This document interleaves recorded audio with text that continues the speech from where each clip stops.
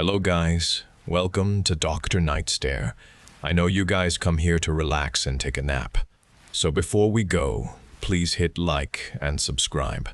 By the way, also tell me what time and where you guys listening from. Alright then.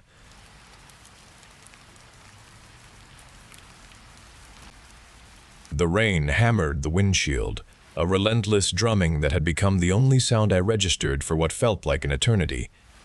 My eyes burned with the strain of hours on this deserted country road, and sleep clawed at me, a persistent ache behind my temples. I clenched the steering wheel, pushing through the brutal storm that had only grown more violent with every passing mile.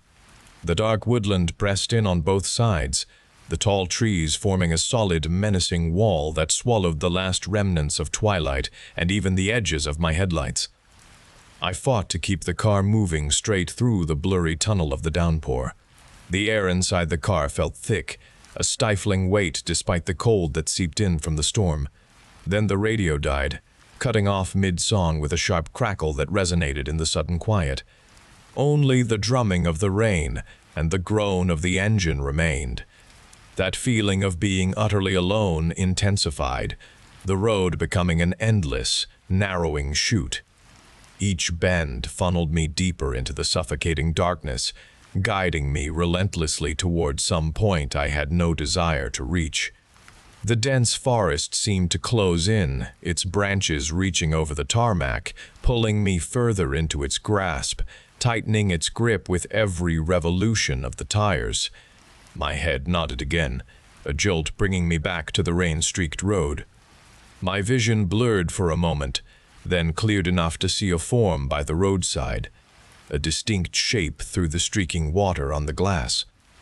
It was a small girl standing there, her thin dress soaked and clinging to her body. Her bare feet were planted on the muddy verge beside the tarmac.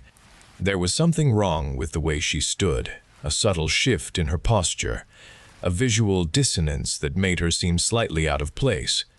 A jolt of sudden recognition came to me, and I could not explain its presence as I looked at her face.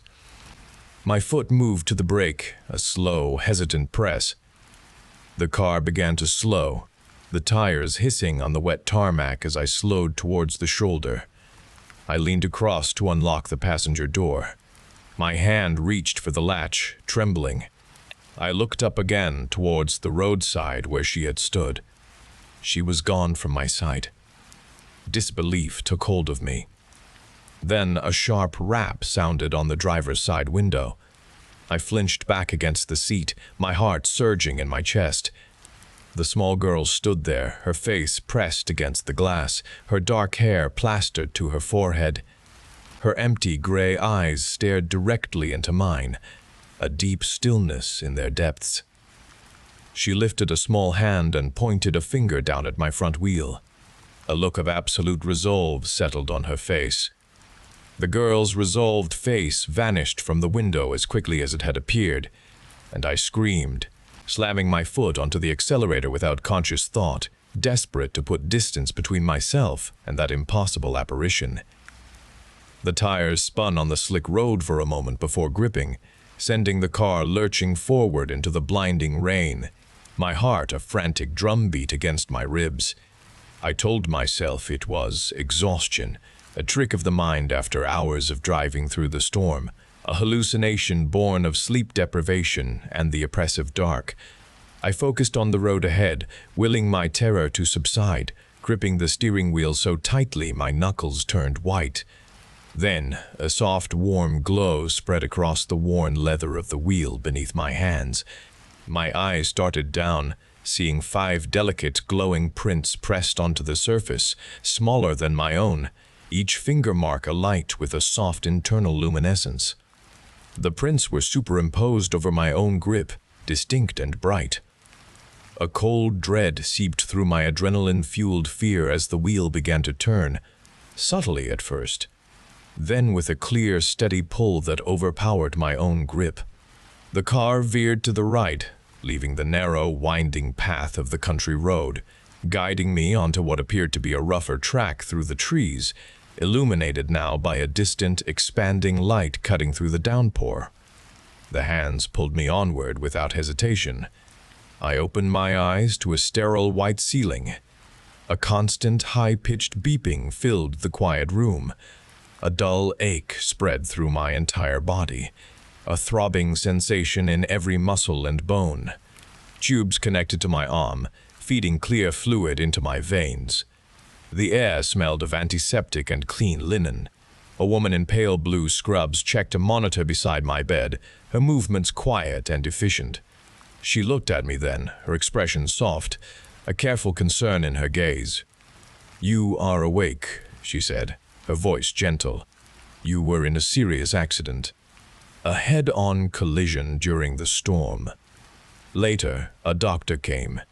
He spoke slowly, his words measured and deliberate. He described the wreckage, the brutal impact.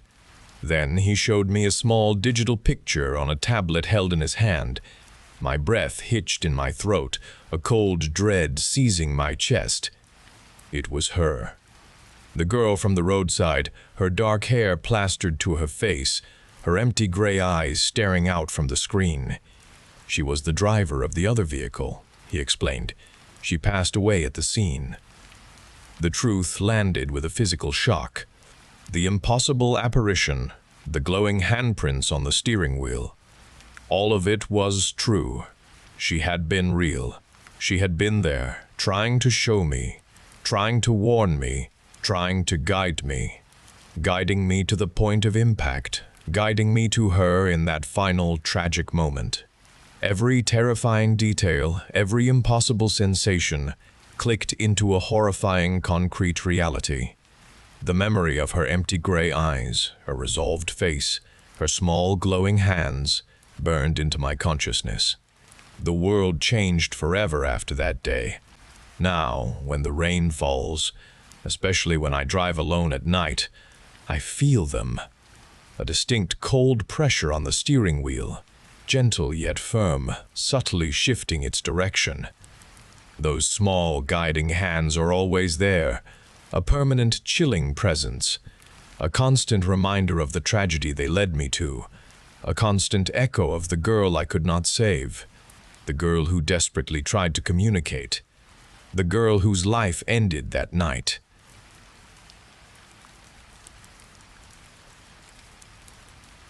I watched Astrid's face brighten each time she walked into a room.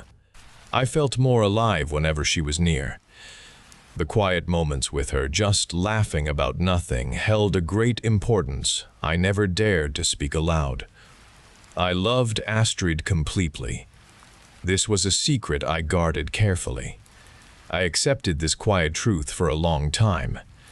Then Adam arrived. My best friend Astrid brought him to our favorite cafe one Tuesday afternoon.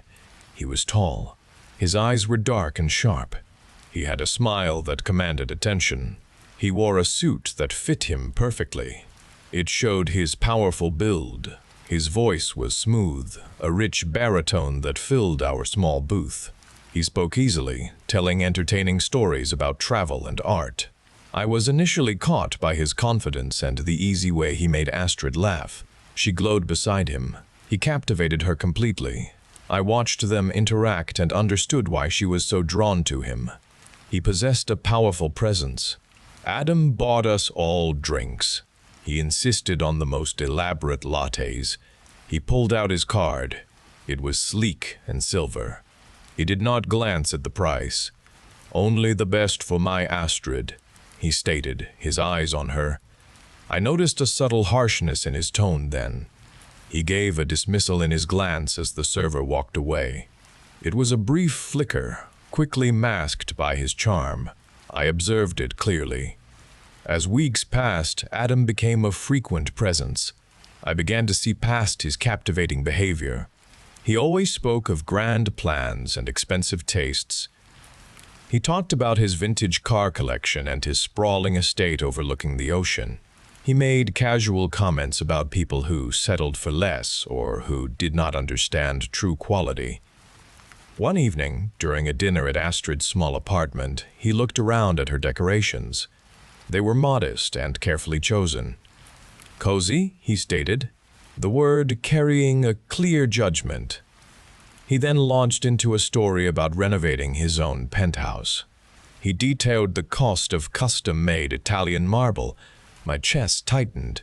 He spoke to me once about my job as a librarian. A noble pursuit, he'd said.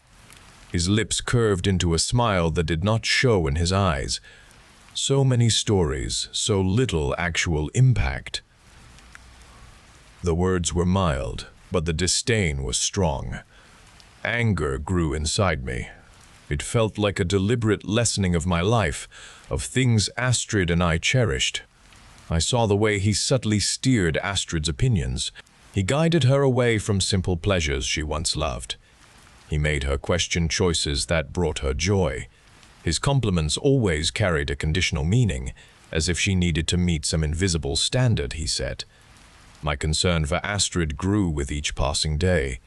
The man who had initially charmed everyone now revealed a calculating, unfeeling demeanor. I worried for Astrid, for the bright, independent spirit I loved. I worried about her future with him. I felt it was changing her. It moved her away from who she truly was. The news came like a sudden gust, chilling me despite the late spring warmth. Astrid called me. Her voice vibrated with a joy that felt alien and distant. Adam had proposed. She said yes. The wedding would be in 3 months. Everything moved with a disorienting speed. Plans materialized overnight. Venues were booked. Designers were hired. Astrid, once so deliberative, swept along by Adam's insistence, made swift, decisive choices. She looked at me, her eyes shining, asking for my help with invitations. She did not see my clenched hands. I watched her, a knot forming in my stomach. She was happy, undeniably so, but her happiness felt constructed by Adam. He dictated every detail, every decision. His presence loomed over the preparations. He oversaw everything. He even chose the flowers, not letting Astrid have a say. He explained to her that she did not understand true aesthetic. He smiled when he said it. She just laughed. I saw her fading, her preferences shrinking to fit his grand design. I felt a growing sense of helplessness. My words remained unspoken. My warnings stayed trapped behind my lips. One evening, Astrid asked me to be her maid of honor. Her eyes, still filled with that new Adam-generated radiance, looked expectant. My first instinct was to refuse. I wanted to escape the charade. I wanted to shield myself from the inevitable pain. But I saw the plea in her eyes. I clung to a desperate hope. I imagined that by staying close, I could somehow pull her back. I could remind her of herself. I could preserve the last fragments of our friendship. I forced a smile onto my face. I accepted. The day of the wedding arrived. It was a spectacle of excessive wealth and calculated grandeur. The venue, a sprawling estate on a cliff overlooking the ocean, gleamed under a bright, indifferent sun. Gold leaf adorned every surface. Chandeliers, hundreds of them, dripped crystals from the high ceilings of the ballroom. Thousands of white roses perfumed the air. Waiters moved silently, carrying trays of champagne and exotic delicacies. Guests, dressed in expensive gowns and sharp suits, spoke in hushed tones. They admired the sheer scale of the event. Everything was perfect.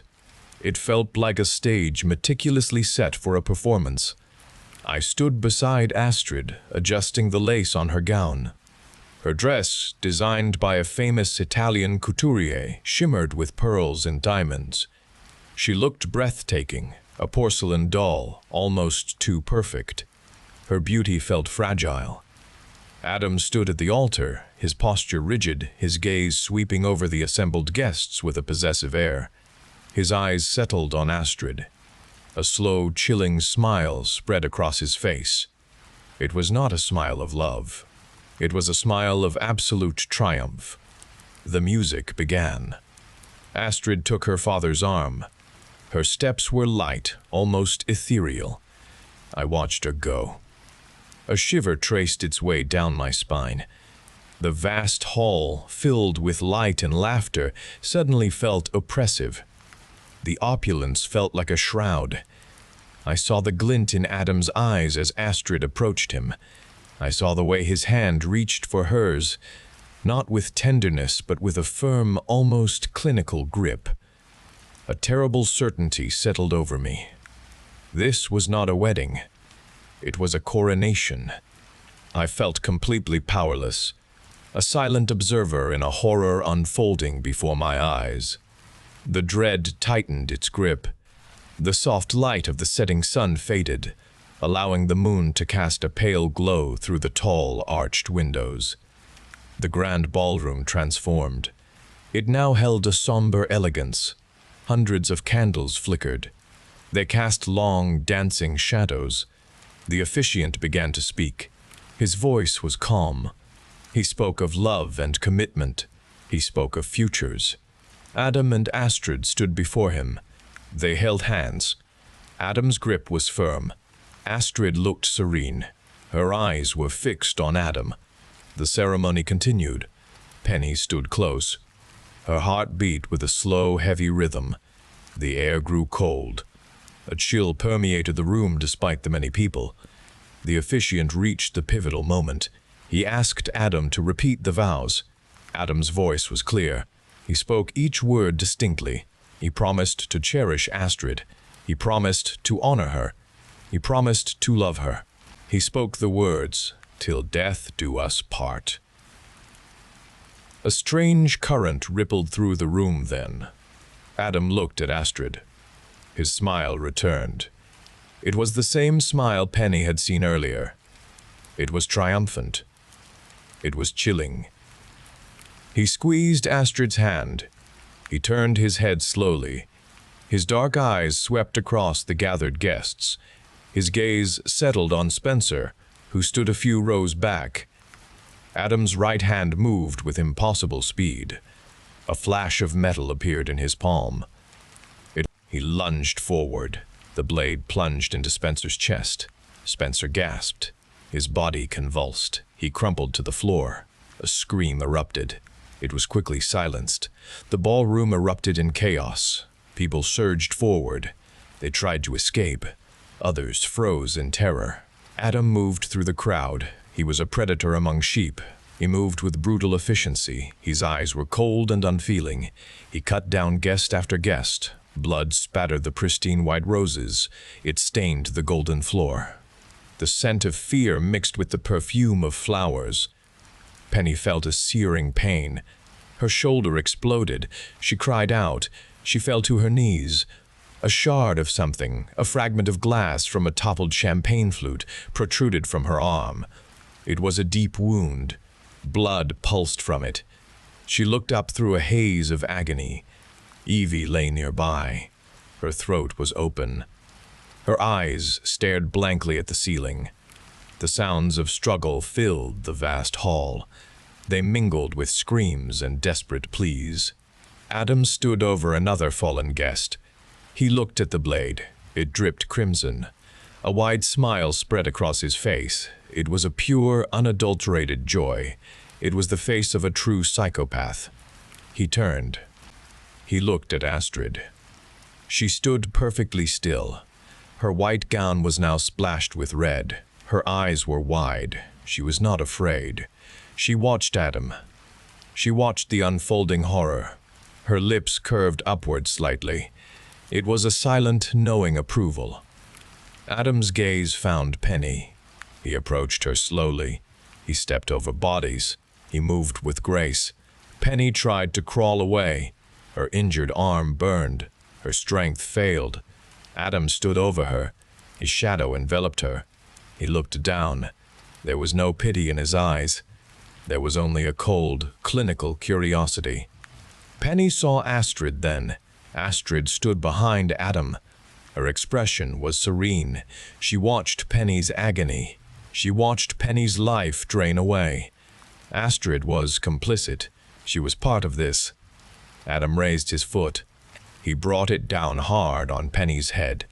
The world exploded in white-hot pain. Darkness consumed her. The sounds faded. The agony ceased. Penny fell into nothing.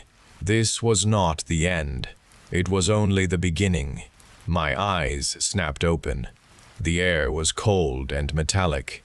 I lay on a hard, gritty surface. A dull ache throbbed in my skull. I pushed myself up.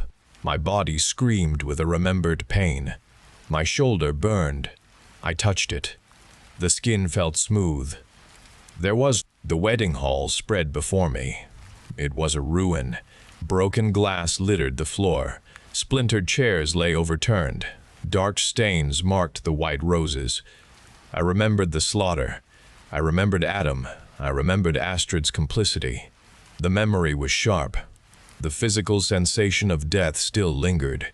A guttural growl echoed from the shadows. I spun around. A grotesque figure shuffled toward me. It was Spencer. His skin was gray. His eyes glowed with an unnatural light. His mouth hung open. Blood smeared his chin. He moved with a terrifying slowness. He was a monster. I scrambled backward. My heart hammered against my ribs.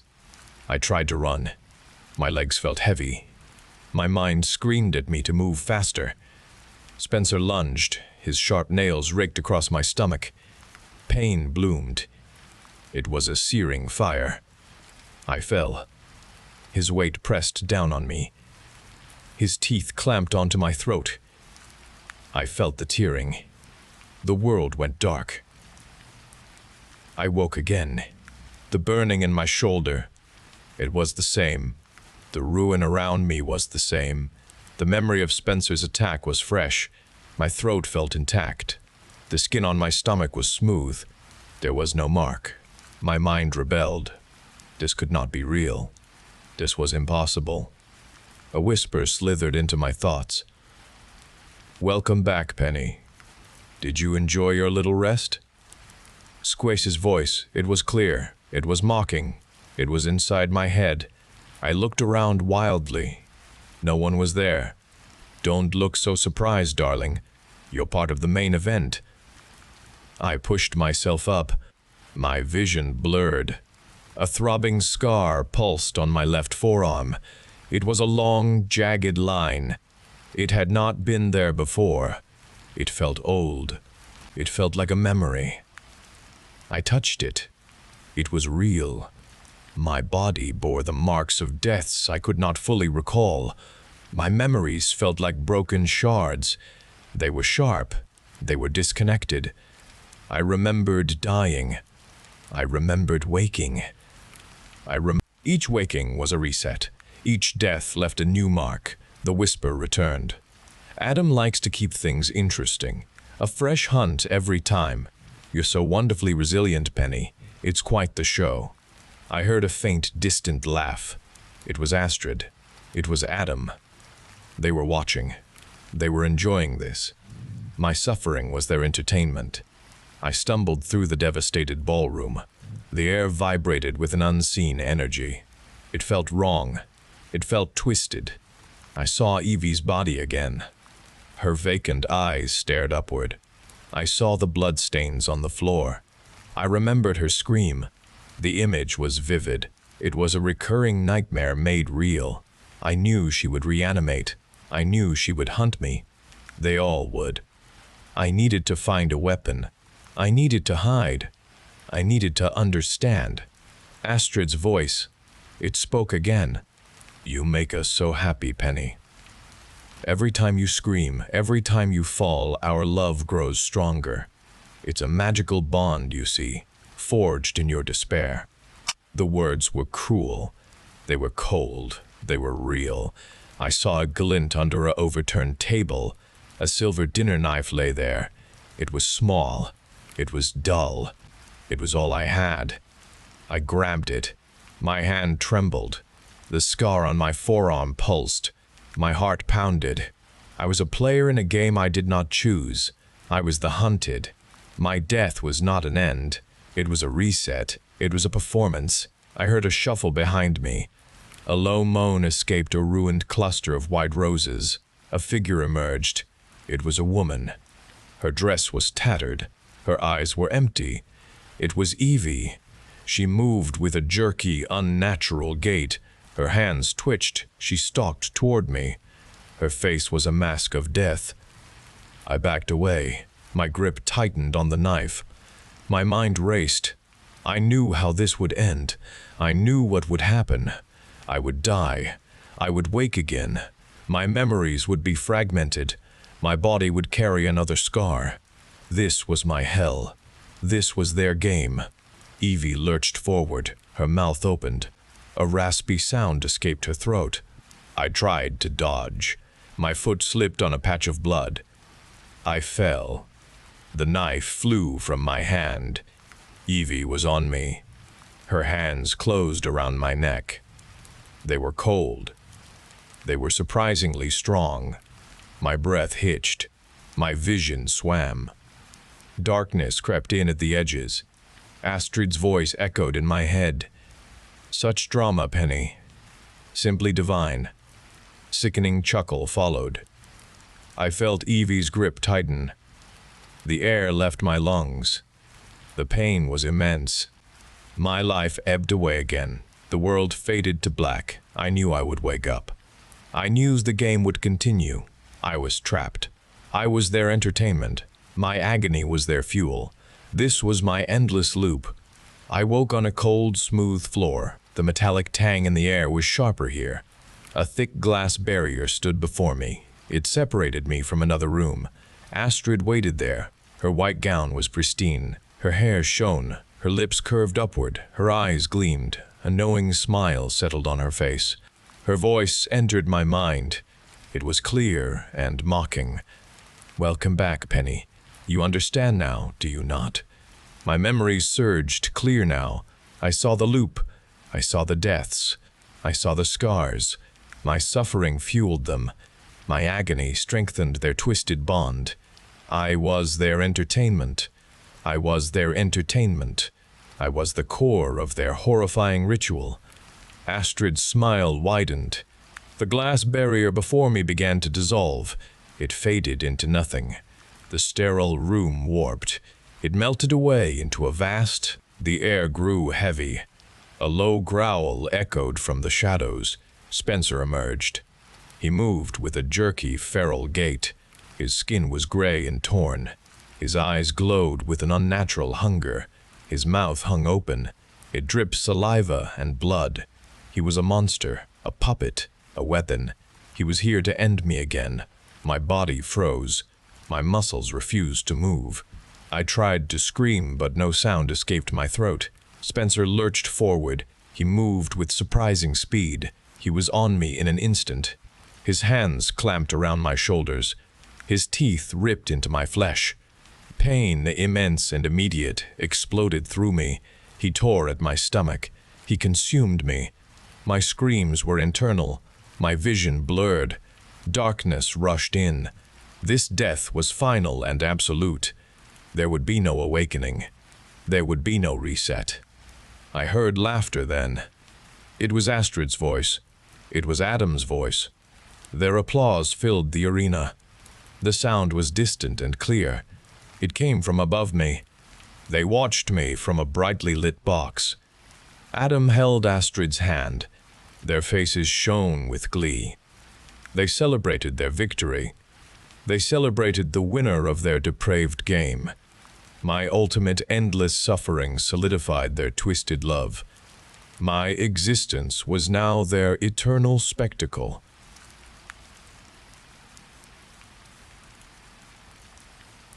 The air in the tent pressed cold and heavy against my skin. Outside, a branch cracked under weight. It was just ice, I told myself, the first sign of the snowstorm promised before dawn. But my heart still pounded inside my chest. I pulled my sleeping bag tighter, muffling the sounds of the night. Mark's birthday celebration felt wrong this year. He seemed to notice nothing wrong. I heard the cheerful shouts of my friends around the campfire. Their laughter carried through the canvas walls. They were happy. They did not worry about the snow trapping us here on the mountain. They did not worry about the things the deep snow hid. They did not worry about what walked through such snow. I knew what walked in it. My muscles stayed clenched. My stomach was a knot. Every dark shadow cast by the weak lantern inside my tent seemed to shift. I wanted to join their easy camaraderie, to pretend to enjoy the night like everyone else. I wanted to forget the old stories. I wanted to forget the way the wind sometimes sounded when it gathered speed. It sounded like a choked cry. I wanted to forget the way new snow-covered tracks. The cold seeped through the thin tent floor. It felt wrong. The park ranger's warning about the incoming blizzard had been clear. A whiteout was coming. Where a blizzard raged, there always existed a terrifying possibility. A twig snapped outside. It sounded close. It sounded deliberate. My breath caught in my throat. I pushed my face into the coarse sleeping bag material, trying to block the noise, but my ears strained, listening. The campfire crackled, a warm sound, but it offered no comfort. Sarah sang a familiar, silly song, off-key and unaware. How could they remain oblivious to the cold, encroaching dread? I closed my eyes, picturing the impossible movement of it, that terrible, uneven gait. The twisted walker. Just the name itself made my skin crawl with revulsion. It was a story. More than a story. It was a lingering memory. I listened for the specific rhythm. It was uneven. It made a distinct scrape and drag. The sound was impossible in nature. It was real in my experience. My mind raced, calculating the distance to morning light. It calculated the expected depth of the snowfall. Each passing second stretched for a long time. I knew I needed sleep. I knew sleep would not come. I would lie awake all night, listening. I would listen for its slow approach across the deepening snow. I always did. My mind slipped away from the cold tent and the current snow falling outside. It went back to the sweltering heat of summer. It went back to Camp Hashawa. The first time I ever heard the name, I sat around a fire much like this one. I was 13 years old. Smoke from the logs drifted into the humid night air. My bunkmates and I gathered close, wrapped in thick blankets despite the warmth. Counselor Dave, a lanky college student with a theatrical streak, always started his ghost stories with the same somber tone. He told us about the spirits of the old logging camp. Hashawa had been a logging camp long before it was a summer retreat. He would build the suspense slowly. Then he would drop the name. The Twisted Walker. The stories all followed a pattern. A lonely logger, lost in a blizzard, froze to death. He then came back, twisted by the cold, walking backward, legs inverted. He wandered the woods. He looked for company. He never found it. He only dragged more lost souls into the snow. It was a terrifying tale for children. We shrieked at the right moments. We pretended to be scared. Most of us just enjoyed the thrill of a good ghost story. The camp was a fun place. It had canoes and archery and campfire songs. It felt like a safe place. I felt the initial stirrings of unease. It was a story designed to frighten. It worked on me more than on the others. A persistent chill settled in my stomach. That first night back in our cabin, the usual giggling and whispered secrets died down quickly. I heard the wind outside the wooden walls. It whistled through the pine trees. It sounded different that night. It seemed to carry a strange rhythm. It was a scrape. It was a drag. It was a pause. Then it repeated. It came from the direction of the old, unused trails behind the mess hall. I pulled my sleeping bag over my head. I told myself it was just a branch. I told myself it was an animal. I tried to dismiss it, but the sound was too consistent. It held an unnatural pattern. It came and went. It sounded too precise to be natural. The next morning, a few of us decided to explore those old trails. We found something.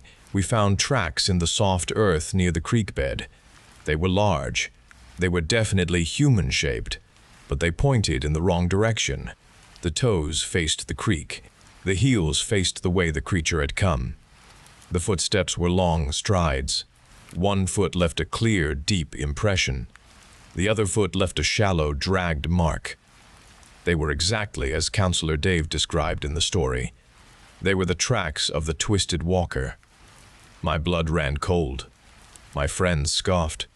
They said it was an older kid playing a trick. They said it was a bear with a strange gait. I knew better. I felt the truth deep in my gut. The playful fear solidified into something colder, something real. The years passed. The legend of the twisted walker became a private fear for me. It was a memory I tried to push away. Camp Hoshawa remained open for years after my last summer there. Then the news started. It came in hushed tones at first. A hiker went missing on the old trails. Then another. A camp counselor vanished during an overnight patrol. There were no bodies found. There were no leads. There was only the expanding circle of fear in the local community. The police found strange tracks near the last known locations of the missing people. News reports avoided specific details, but the descriptions resonated with the childhood memory of those creekbed tracks. They were uneven. They showed a peculiar drag. They went backward. The camp finally closed its gates. It was a local tragedy. It left a permanent scar on the community. What was once a place of childhood fun became a place of deep dread. The Twisted Walker was no longer just a campfire story. It was a chilling reality. It was an explanation for the unexplained disappearances. It confirmed my youthful terror. The fear did not diminish with age. It deepened into a persistent awareness. The creature was real. It still walked the dark woods. It still made its uneven journey through the snow. This knowledge had settled into my bones. It became a constant companion. It waited for the precise conditions to emerge. It waited for nights like tonight. It waited for the blizzard to cover its passage. The dread that gripped me now was not a child's silly fear. It was the absolute certainty of an adult who knew what truly lurked beyond the tent. The official stories about Camp Hoshawa always downplayed the real reasons for its closure. They spoke of financial difficulties or environmental concerns. The real reason circulated in whispers. It circulated in hushed tones after dark. It spoke of a group of hunters. They had gone to the closed camp. They wanted to kill the thing that lived there. Elias was one of them. He was a veteran woodsman. He knew the trails. He knew the deep woods. His daughter Clara went with him. She had grown up in the woods. She knew how to track. She knew how to track. She knew how to shoot. Elias always said she was the best shot in the county. They were not alone. 2 other men joined them, older friends of Elias. Thomas was a quiet man. He moved like a shadow. Robert was loud. He joked often. They all believed in the creature. They called it the Walker. They wanted to end its reign of terror. They drove a beat-up pickup truck to the old camp gates. The no trespassing signs hung crooked. The gates themselves were chained shut. Elias cut the chain with a bolt cutter. He did not hesitate. The air held a cold stillness. The trees stood bare. They parked the truck near the old mess hall. The building looked empty. Its windows stared out like vacant eyes. They set up a small camp inside the mess hall. They laid out their gear. They checked their rifles. They prepared for a long hunt. They knew the creature favored the deep snow. It favored the blizzard conditions. It favored the darkest nights. They hoped to find it before the worst of the winter arrived. They wanted to draw it out. They would hunt it. The first day they spent scouting. They walked the old trails. They walked the paths near the creek. They looked for tracks. They found nothing at first. Thomas spotted a deer carcass near the old archery range. It was fresh. It was partially eaten. The bite marks were strange. They were not like those of a bear. They were not like those of a wolf. Elias knelt down. He examined the ground around the carcass. He found something. He found a set of tracks. They were large. They were human-shaped. They pointed in the wrong direction. The toes faced where the creature had come from. The heels faced where it went. One foot left a deep impression. The other foot left a shallow, dragged mark. Elias stood up slowly. He looked at Clara. Clara nodded. "The walker," she said. Her voice was low. Elias told Robert and Thomas to spread out. They would follow the tracks. They followed the tracks for hours. The tracks led them deeper into the dense woods. The trees grew thicker here. The light grew dimmer. The temperature dropped. The tracks continued their uneven rhythm. They went across frozen streams. They went over rocky patches. They were hard to follow in places. Clara was good. She picked up the trail every time. They heard nothing but the wind. The forest seemed to hold its breath. They walked for another hour. The tracks stopped abruptly at a small clearing. The snow was churned up. It showed signs of struggle. Another set of tracks was there. They were boot prints. They belonged to a man. The man's tracks stopped. The walker's tracks continued. They moved away into the trees. They were going faster now. Elias looked around. "Thomas? Robert?" he called out. There was no answer. Robert's rifle lay on the ground. Its stock was broken. They waited. No one came. Elias knew what had happened. He knew it in his gut. He knew it in the sudden chill that settled over the clearing. He knew it in the way the wind suddenly picked up. He told Clara to stay alert. They would continue. They would find it. They would find Thomas and Robert. The tracks of the walker were now the only ones they followed. The pace quickened. Elias and Clara moved with a grim determination. The light began to fade. The forest grew darker still. They heard a sound. It was a gurgling sound. It came from ahead. It was a human sound. It was cut short. Then there was nothing. Only the scrape and drag of the tracks. Only the growing fear. They pushed on. They came to a deep ravine. The tracks went down into it. Elias looked at Clara. "We go down," he said. Clara nodded. Her face was pale. She gripped her rifle tighter. They started down the steep bank. The snow was deeper here. It made climbing difficult. They heard it again. It was the scraping sound. It came from the bottom of the ravine. It was getting closer. Elias signaled for Clara to take cover behind a thick spruce tree. He aimed his rifle. He waited. The sound grew louder. It was distinct now. It was the impossible rhythm. Scrape, drag, pause, scrape, drag, pause. A shape emerged from the shadows at the bottom of the ravine. It was tall. It was gaunt. Its limbs were long. They looked too thin. It moved in a jerky, unnatural way. Its head seemed to hang low.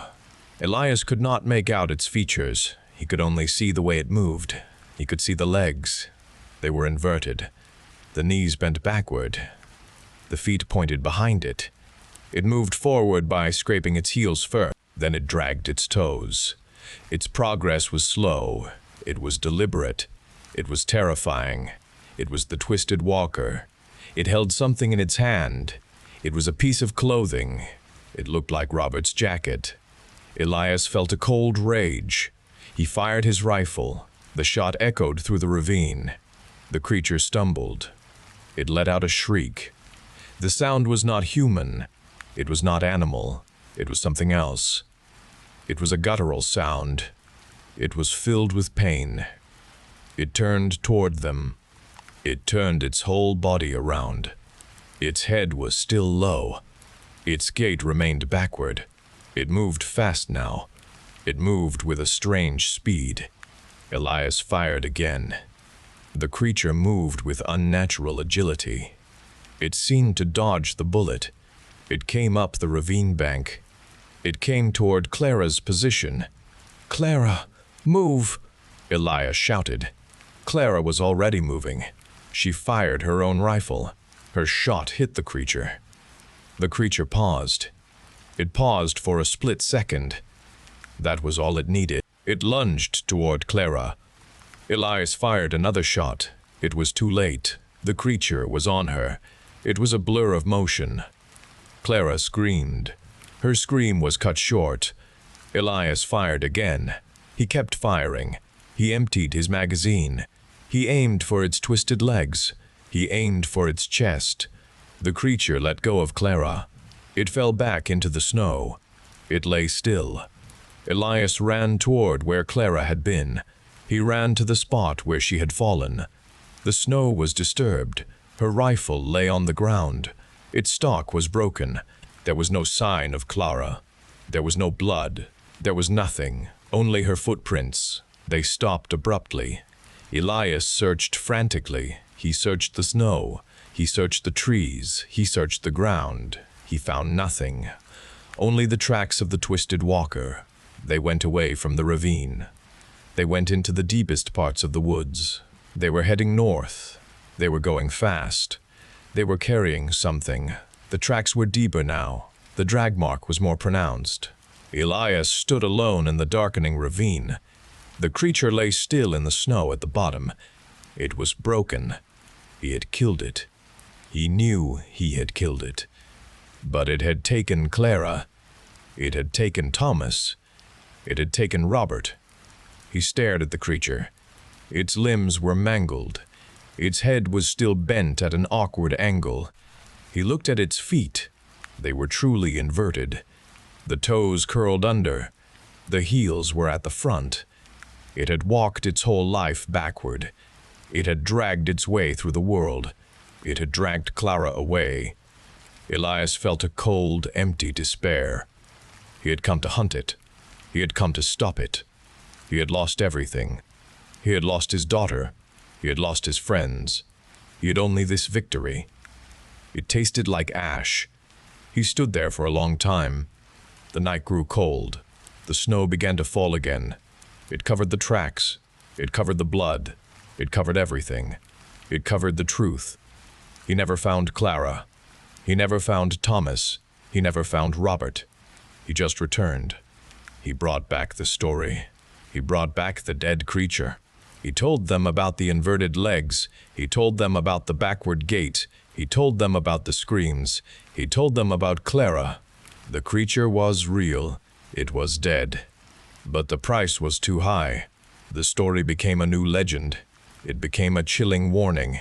It became a new reason for the dread. The news spread through the small town. Elias brought back the creature, claiming its death. He displayed its mangled body. The twisted walker was gone. The camp would reopen next summer. They would remove the no trespassing signs, and they would fix the broken gates. Children would return to Camp Hashawa. They would learn to canoe, shoot arrows, and sing around the campfire. The fear should have lifted. It never lifted for me. My own fear remained. It was a cold, hard lump in my chest. It was a constant pressure. I heard the official pronouncements. I heard the hopeful words of the town mayor. I heard the plans for renovation. None of it reached me. None of it changed the deep certainty in my bones. I knew the creature. I knew its rhythms. I knew its capacity for terror. Its true nature was permanent. It was a continuous terror. The snow fell that night. It blanketed the mountain. It covered the tracks of the previous night. It covered everything outside the tent. Mark's friends packed their gear. They laughed about the snow. They talked about warm coffee. They ignored my quietness. They missed the tension in my shoulders. They did not feel the prickling dread on my skin. I simply watched them. I nodded when they spoke. I said nothing. We drove down the mountain. The plows had cleared the road. The world looked normal. It felt wrong. I returned to my own house. The old house stood quiet. The woods bordered the back property. These woods connected to the camp trails. These woods also connected to the mountain. My bedroom window faced them. I drew the curtains tight. I turned on every light in the house. The light did not penetrate the fear. It did not banish the certainty. I listened. I listened for sounds. I listened for the wind. I listened for the specific rhythm I remembered. The creature remembered me. I felt this truth with an absolute clarity. It remembered the boy who had seen its tracks. It remembered the child who had known its name. It remembered my fear. It remembered my presence. The death of one creature meant nothing. It was a distraction. It was a misdirection. It was a new phase in its existence. The Twisted Walker was a multitude. It was an enduring force. It was a spirit. It was the chill of the woods. I lay in my bed at night. The house was still. The woods outside were still. I heard the wind whistle. I heard the branches crack. I heard the subtle shifts in the snow. Then it came. It was the sound. It was the familiar scrape. It was the drag. It was the pause. It repeated. It came from the direction of the old camp. It came closer. I did not move. I did not breathe. I only listened.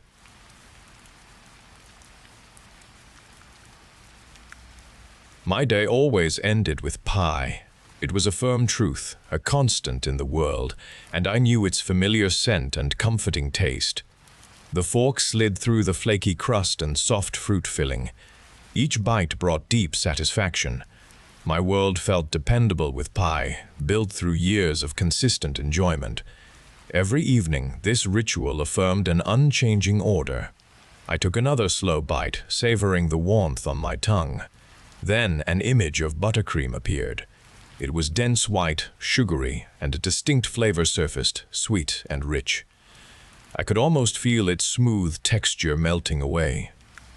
A vague unease stirred within me. This intrusion felt strange, a foreign element touching something held dear.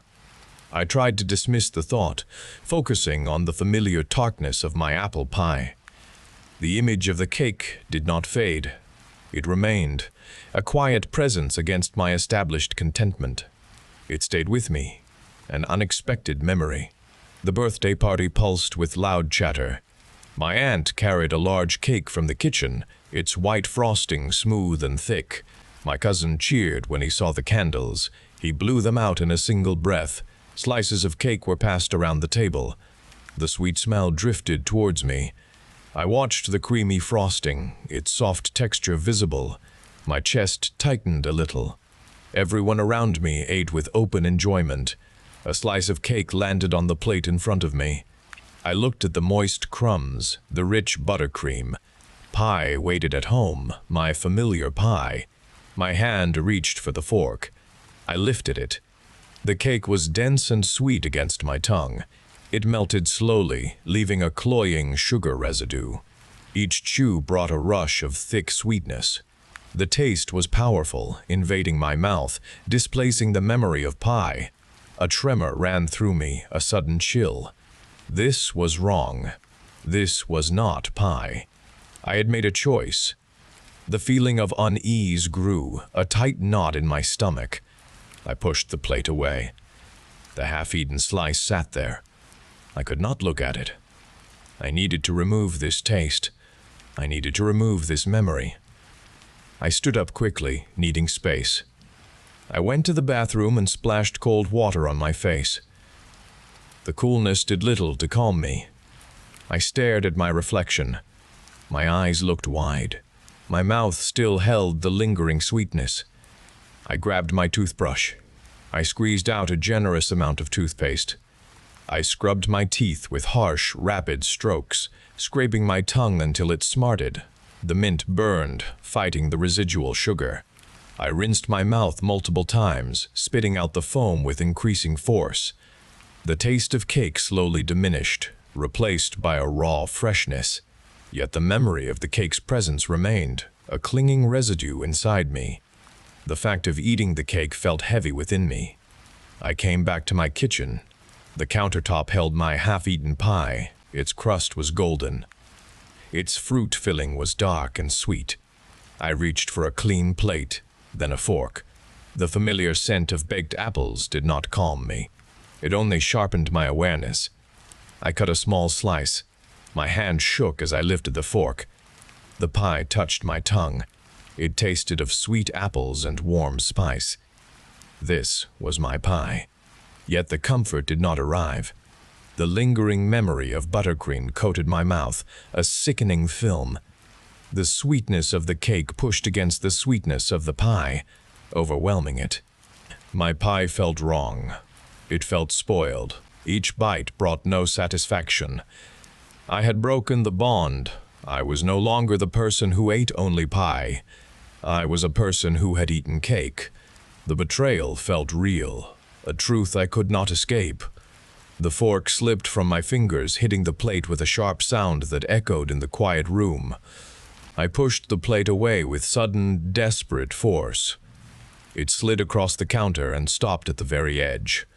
My breath hitched in my chest, a ragged gasp.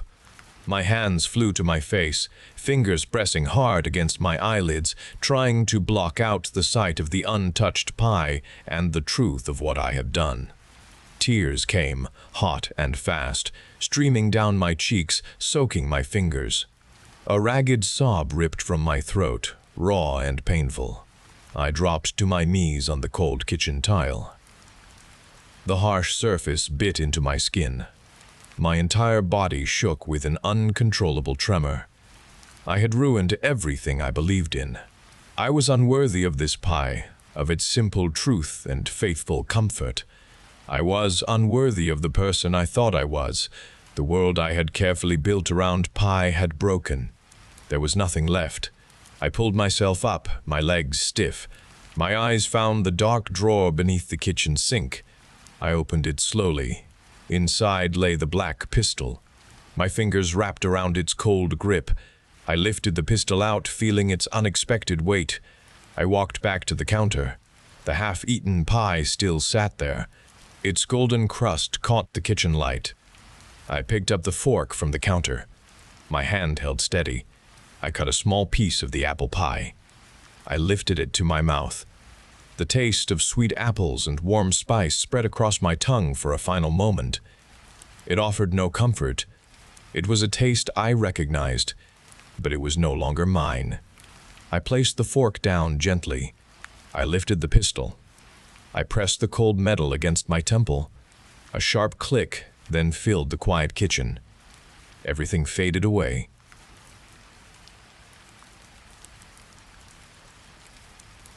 My brain tried to leave my head every morning. I pressed both palms hard against my temples, pushing back the relentless pressure, a throbbing sensation that threatened to breach the thin skin above my ears. It was a constant fight, an exhausting effort to keep my thoughts contained, a daily ritual for every half like me. My fingers ached from the effort, a persistent dull throb that had become a part of my existence since birth. The struggle was not just internal. Every movement, every sudden turn of my head required conscious control to prevent the disorienting shifts within my skull. A moment of inattention could mean searing pain or a momentary loss of control over my own body. I blinked, clearing the brief dizziness, and released my breath slowly. This small clinic room felt familiar now, smelling sterile and metallic, a scent I knew too well from endless, required visits.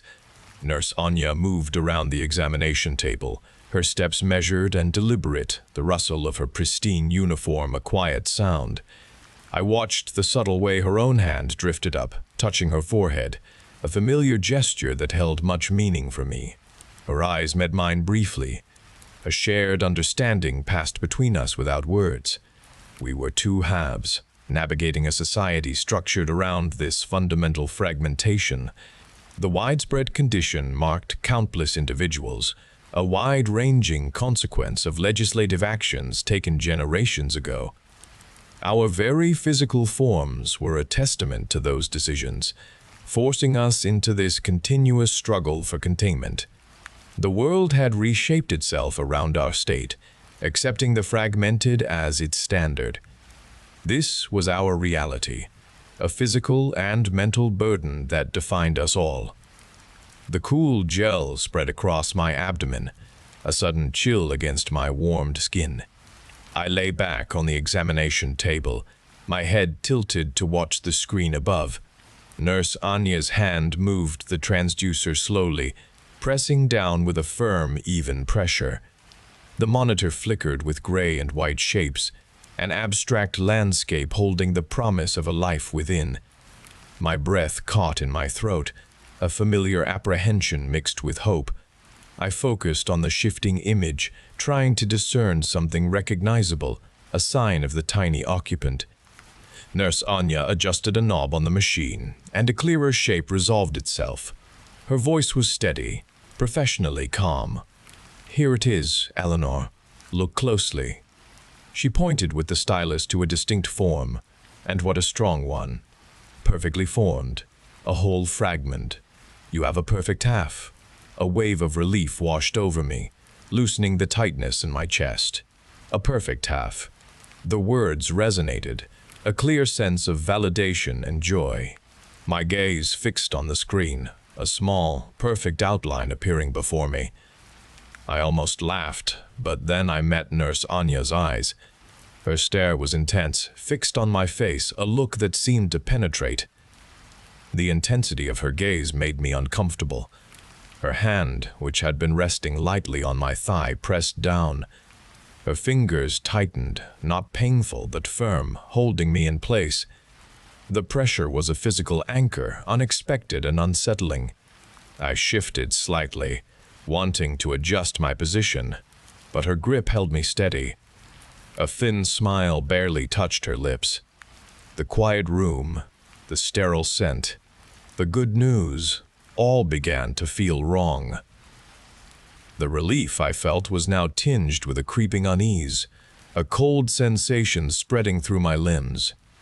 I kept my eyes on the screen, the perfect image of my child, trying to ignore the persistent grip and the unwavering focus of Nurse Anya's stare.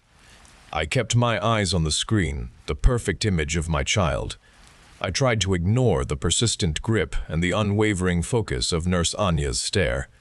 My name, Eleanor Carlyle, appeared in digital script on the screen alongside my birth date, 2407-2237. It was my own record, displayed here with the image of my child. A sharp prick registered on my upper arm, and my head turned quickly from the screen. Nurse Anya stood close. The syringe was gone from her hand. A small drop of clear liquid remained on the needle tip. A sudden weakness spread through my limbs. My vision warped. The sterile room began to spin. I tried to push up from the table, but my body failed to respond. The constant pressure on my temples, the daily fight to contain my brain, dissolved into an unsettling lightness. It was a rapid descent. I knew then. The prick, the syringe, the sudden effect. Nurse Anya's face, unyielding, was the last image I saw. The world. I woke slowly, an ache pressing behind my eyes. The room was bright, sterile white, and smelled of antiseptic. My head felt heavy against the pillow. I tried to lift my hand, but my arm felt weighted, resisting the effort, a strange inertia holding it down. My muscles felt slack, unused. A woman stood over me, impossibly tall and perfectly still, her form without the subtle shifts of a body fighting for containment. Her skin was smooth, unblemished, her hair pulled back tightly, showing no imperfection. She was whole. I knew this by her contained posture. No trace of the daily struggle I knew, no telltale press of a hand to a temple. Her gaze was direct, meeting mine without falter, a steady, piercing stare. Her brain was contained, a certainty in her eyes that spoke of absolute control. Eleanor Carlyle. The woman's voice was clear and without warmth, cutting through the sterile air, each syllable perfectly articulated. "You are awake. Good." She took a single, deliberate step closer to the bed, her presence filling the space with an imposing authority. "Your biological makeup, your reproductive capabilities, are an asset to the state." My stomach clenched with a sudden, painful spasm, a knot tightening deep within my abdomen. I tried to speak, but my throat felt dry, constricted, and only a raw sound escaped my lips. "Your perfect half-child was a strong indicator of your viability," she continued, her voice unchanging, devoid of any inflection. "The state requires new whole individuals. Your womb, Eleanor, and all future children you carry are now property of the state." A cold dread spread through my body, a creeping numbness stealing over my limbs, paralyzing me. The pressure behind my eyes, once my greatest struggle, now felt distant, irrelevant. "What do you mean?" I managed to rasp, my voice a reedy whisper lost in the sterile room. "It means you will provide the biological material," she stated, her words sharp and unyielding. "Your children will be cultivated for specific traits. Their parts will be used to stitch new whole humans, creating the next generation of complete citizens. You are a vessel, Eleanor. You are a component in our progression." My blood ran cold. The celebration of a perfect half now served this cold purpose. I was a resource, a machine. My womb would yield body parts. This was the full horror, laid bare and absolute. This was my inescapable role.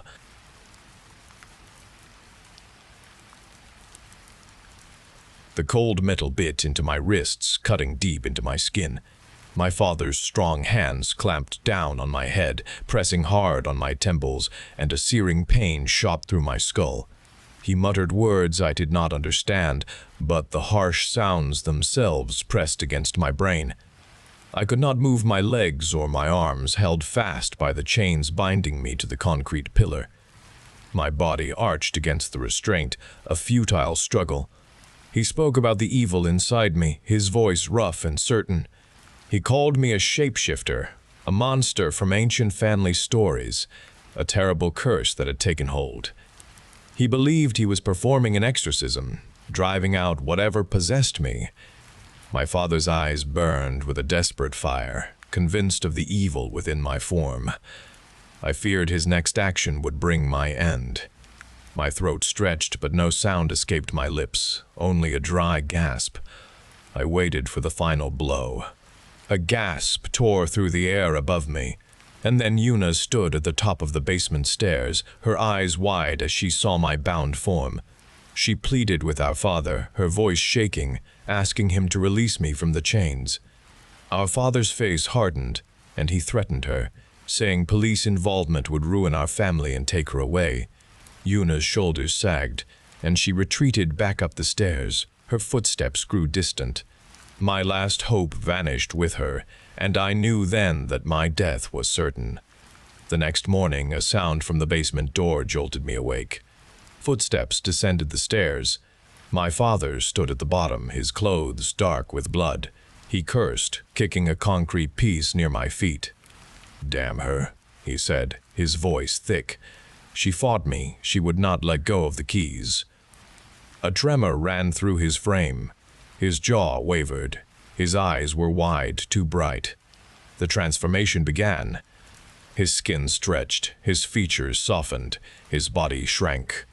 Shoulders receded, neck thinned, and his voice, which had just been angry, cracked and became Una's. My father's form dissolved, and before my eyes, it was Una. She stood, trembling, covered in blood. Her eyes stared at her bloody hands, then back at me. They showed recognition. "I just wanted the keys for you," she whispered, her voice choked. Mom would not let me. She screamed. "I did not mean to, Jamie." I got scared, and then I changed. I ate her.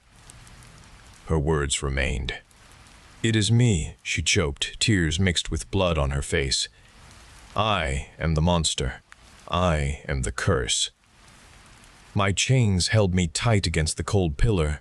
I looked at Una, standing there in our father's shape, stained with blood. Her shoulders shook with deep sobs. The old stories about the family curse filled our lives, tales of one sibling becoming a monster while the other remained human. That was our family's great fear always. "Una," I said, my voice rough from disuse. "No, that is not how it goes. Evil twins are not a thing. The curse is not about that." I needed to reach her. "You came for me. You tried to get the keys for me." She slowly walked towards me, her father's form moving with her own uncertainty. She stopped near my bound body, her gaze fixed on my face. Her wide eyes held deep pain and confusion. I could see her terror, the horror of what she had done, what she had become. "You came to save me," I repeated, speaking clearly and steadily. "You are not a monster." Her hand, still large and rough like our father's, rose slowly. It was a hesitant movement. She touched my cheek, a gentle contact. Our real father offered no tender contact. Then she leaned in, her large body gently pressing against mine. She wrapped her thick arms around my chained frame. She held me gently, a cautious embrace that offered warmth for the first time. The blood on her clothes stained my shirt, but I did not care. I felt her trembling body against mine. Her head rested against my shoulder, and she let out a long, shuddering breath. I felt her acceptance, a quiet understanding passing between us. This was a different kind of bond, forged in fear and blood. But it was ours now. We would face everything together, a new path chosen in the ruins of our family.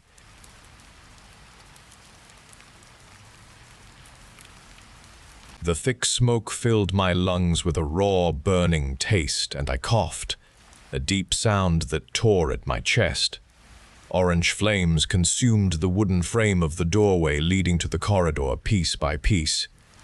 Heat pressed in from all sides, a suffocating pressure on my skin.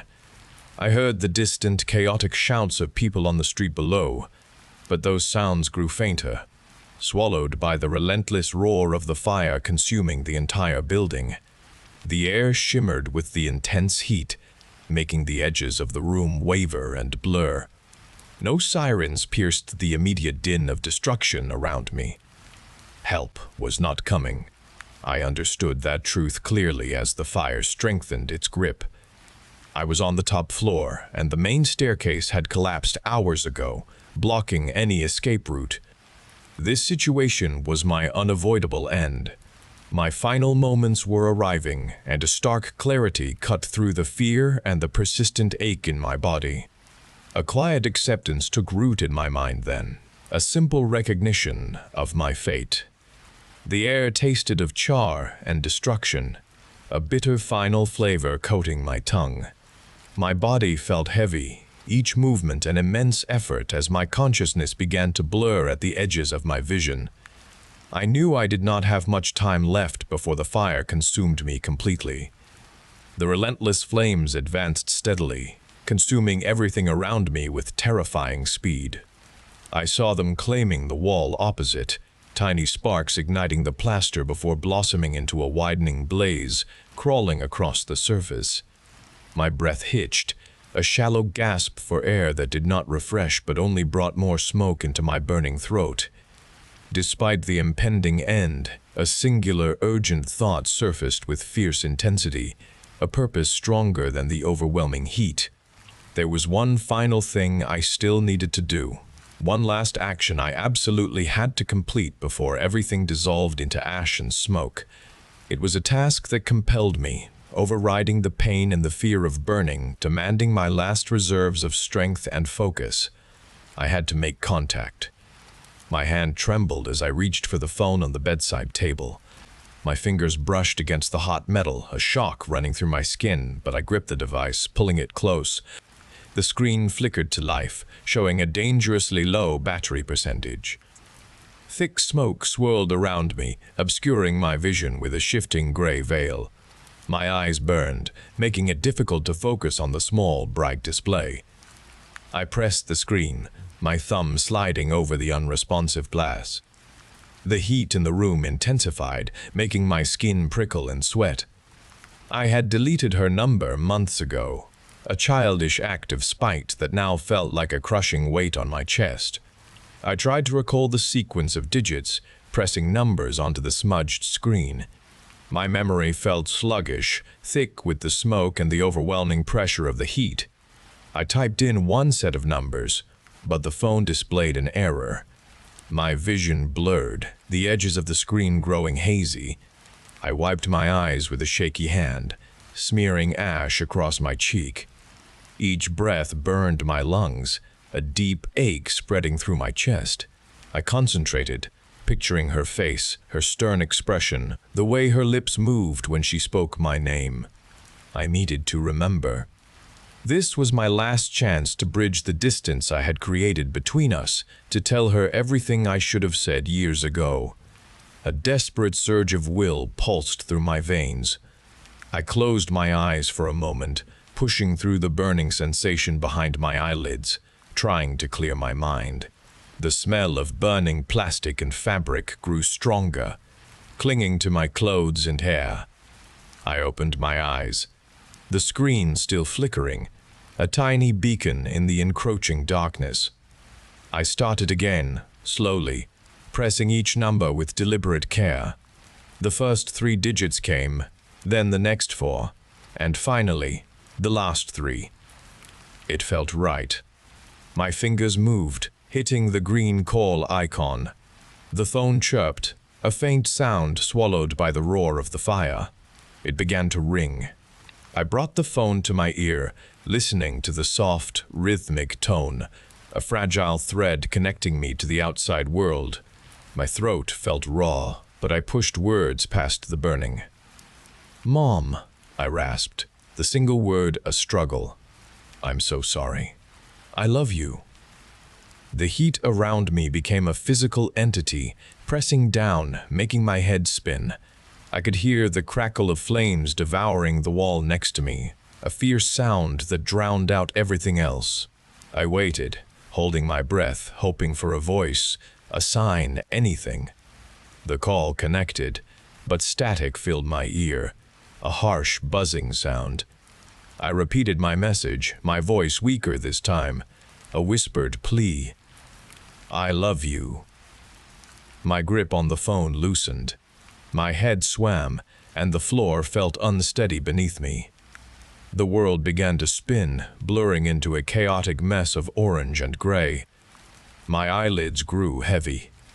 My eyelids grew heavy. The phone slipped from my weakening grasp. It clattered softly onto the charred floorboards. The pale glow from its screen flickered for a moment before steadying. My body slumped, collapsing fully onto the scorching floor. My awareness dimmed, receding from the edges of my vision. A quiet peace settled over me, warm and complete. The searing heat, the thick, acrid smoke, the crackling roar of the fire. All of it faded, becoming only distant, muffled sensations. I felt a deep sense of release, knowing I had finally said what desperately needed to be said. My last task was complete. The smoke-filled world, with its blinding orange and suffocating gray, slowly grew dark, then vanished entirely as I surrendered to the overwhelming exhaustion and the encroaching darkness. A soft, gentle darkness surrounded me. I was free. The phone lay still on the floor. Its screen remained active, a small rectangle of light against the chaos. Around it, the floorboards began to smoke, their edges curling upward as the fire continued its relentless advance. Ash settled on the glass, a fine gray powder. The intense heat of the room made the air above the device shimmer visibly. The nearby wall, fully engulfed, pulsed with orange and red light, casting shifting shadows. The phone, an isolated device amidst the destruction, lay there. A small notification appeared at the top of its display. It was a red circle with a crisp, white exclamation mark at its center. Below it, in stark, clear text, the words read, "Call failed. Network error." The battery icon, now completely red, blinked once, a final pulse of energy. Then, with a click that no one heard, the screen went dark. Shadows, deepened by the advancing flames, covered the device entirely.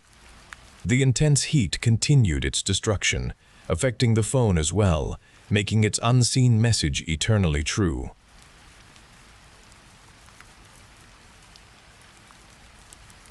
I sat in the plastic chair, the kind found in every community hall, and gripped my hands together in my lap. The room smelled stale, of old coffee and cleaned floors. 12 other people sat in a loose circle. Their faces showed the weariness of shared experience. When my turn came, I took a deep breath. My voice shook. "My name is Melody," I began, looking at the carpet. "It's been 4 months since I got out." Heads nodded. I felt their gaze, heavy and knowing, without looking up. They understood the hollow ache behind my words. Their bodies remembered the fear.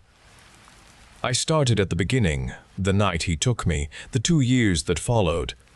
I described the small room, the taste of dust in my mouth, the endless sameness of each day. I talked about the fear that gripped me. It never left. It tightened around my throat. I watched their faces. They mirrored my feigned pain. Their faces held a distant look, a haunted memory. They had been there too, in their own ways. Their eyes were not accusatory. They were sorrowful. I spoke about the day I escaped, the sudden opportunity, the frantic run through the woods, the taste of freedom mixed with terror. I did not elaborate on the details. I kept it vague for them to fill with their own nightmares. I saw a woman across from me press her lips together. A man next to her wiped his eyes with the back of his hand. They felt the pain of my story with me. "It took me 2 years," I finished, my voice dropping to a whisper. 2 years to find my way back. I looked up, meeting their gazes. They offered small, sympathetic smiles. One woman reached out and squeezed the hand of the person next to her. The atmosphere in the room was thick with empathy. They absorbed my story, internalizing its echoes, believing the truth I presented. I lowered my gaze again, letting a tear escape. It rolled down my cheek. It was a perfect performance. After I finished, a woman moved from her chair and walked towards me. Her hair was short and dark. She had intense eyes. Her expression showed deep understanding. I recognized the same look I had just offered to the others. Her posture was calm, almost rigid. She stood before me. She offered me a tissue, though I no longer needed it. "My name is Gwen," she said. Her voice was soft and steady. "I understand what you went through." I took the tissue and nodded slowly. "Melody." We stood there for a long moment. The air around us felt thick, yet apart from the low murmur of other conversations. The other members of the group began to talk amongst themselves, their voices low. The atmosphere in the room shifted, growing lighter for everyone but us. Gwen looked at me, her gaze direct and unyielding. It felt different from the casual sympathy others had offered. There was a challenge in her eyes, a question that sought a specific answer. She did not avert her gaze, she simply watched me. "I got out a year ago," Gwen continued, her eyes holding mine. Her voice remained even, devoid of the tremor I expected. "It was just one day. The door was mysteriously open. I simply walked out." A shiver went down my spine. The words hit me hard. One day, the door was just mysteriously open. I remembered the cold floor beneath my bare feet. I remembered the heavy scent of dust that clung to every surface. I remembered the constant, dull taste of fear in my mouth, always present, never fading. My breath caught in my throat. I swallowed. A sudden cold clarity washed over me. I felt an unsettling recognition, a jolt of understanding that ran deep within my bones. It was a familiar coldness, a memory that resonated with an unwelcome echo. The group leader called for everyone to gather for refreshments. Gwen placed her hand on my arm. Her fingers felt warm through the fabric of my sleeve. "It never really leaves you," she said, her voice quiet. "The fear, the questions, the way you look at the world after, it changes everything." I looked at her hand on my arm, then met her gaze. Her eyes were searching, probing beyond the surface. I saw a hint of something deeper there. Her expression held a controlled blankness I often wore, a careful facade. My chest tightened with a strange mix of apprehension and recognition. The room felt smaller around us, the other voices fading into an indistinct sound. "No," I answered. My voice was steady. It never does. We walked towards the table where coffee and cookies sat. We moved together side by side. Our footsteps seemed to fall in rhythm, a quiet synchronicity. A silent connection formed between us, a bond woven from shared experience and something more potent, something unspoken. The room was full of survivors, all bearing their own scars, all seeking comfort in each other's presence. Yet I felt a strong pull towards Gwen. A strong connection seemed to bind us more closely than the simple act of survival alone. It felt like we had known each other before this room, before these stories, before this time. We moved together towards the table where coffee and cookies sat. Gwen's words echoed in my thoughts. The door was mysteriously open.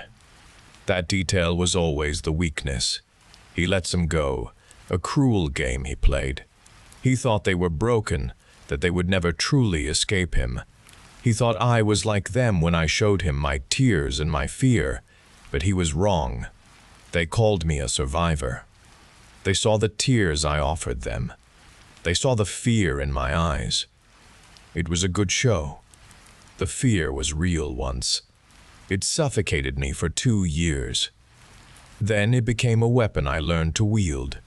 He did not know I was learning. He saw me as a pet. He saw me as weak. He was wrong. The night I left, I did not run out a mysteriously open door. I opened it myself. I had used the metal bar from the fireplace. His body remained on the floor behind me, and his blood was on my hands. It was warm. It smelled metallic. I cleaned myself thoroughly. I left no trace. They called it a cold case. They called him a missing person. I knew where he was. He was gone.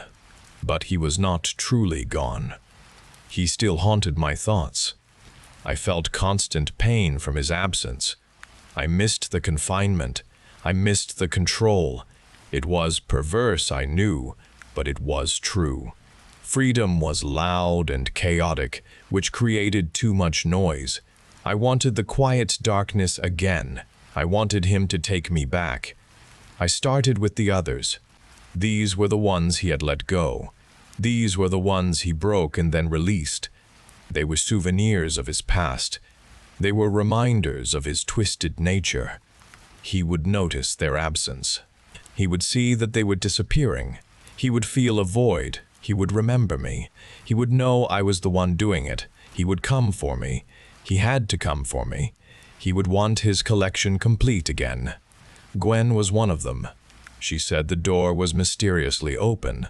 She was a loose end. She was a fragment of his past. She needed to be gone, just like the others. I had found 3 more already. I had erased them from existence. Their stories ended. Gwen's story would end too. It would be an act of love for him. It would be an offering. It would be a testament to my devotion. He would see it. He would understand. He would come back for me. He would take me home. The coffee steamed in my cup. Gwen offered a cookie, and I took it from her hand. My smile was genuine this time. It was not the performance for the group, but a secret smile. It was a smile for him. It was a smile for our inevitable reunion. My heart beat with a cold anticipation. Soon, I would be back where I belonged. He would make sure of it.